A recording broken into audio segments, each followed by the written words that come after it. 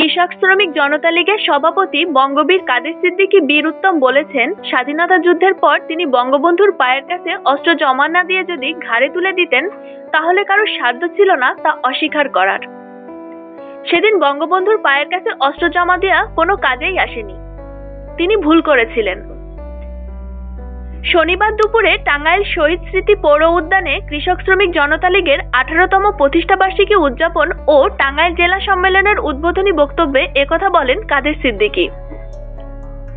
কৃষক শ্রমিক জনতা লীগের সভাপতি বলেন, আমি আওয়ামী লীগের ঘরে জন্মগ্রহণ করেছিলাম, আওয়ামী লীগের নেতৃত্বে আমি মুক্তিযুদ্ধ করেছি, কিন্তু বর্তমানের আওয়ামী লীগ আর বঙ্গবন্ধুর আওয়ামী লীগের সঙ্গে কোনো মিল খুঁজে পাই না।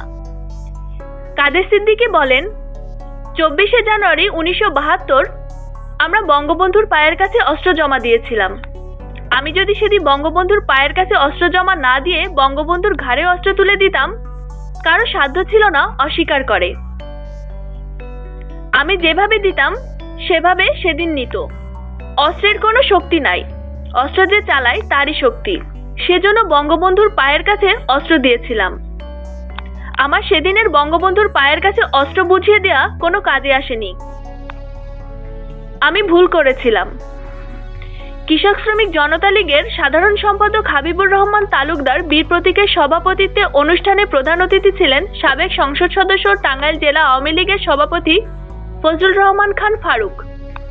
বিশেষ অতিথির বক্তব্য দেন সাবেক পররাষ্ট্র প্রতিমন্ত্রী আবুল হাসান চৌধুরী, আওয়ামী লীগ নেতা ও 71-এর কাদেরিয়া বাহিনীর বেসামরিক কর্মকর্তা আবু মোহাম্মদ এনায়েত করিম প্রমুখ সহ। আমাদের সাথেই থাকুন আর সাবস্ক্রাইব করুন।